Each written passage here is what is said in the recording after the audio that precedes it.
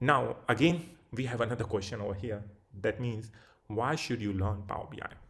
Well, I told you why Power BI, but why you should learn Power BI. From this chart, it's going to get very much clearer that around the world, 33% people or 33% companies are using this tool. Out of that, more than 80 to 90% companies in the top 500 are using this tool already.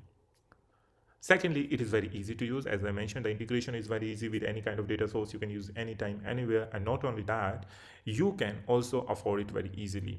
Secondly, as I mentioned, its integration is very easy with Office 365 and very much similar interface as well. So it's very easy to use and you don't need to learn of very hard languages or anything.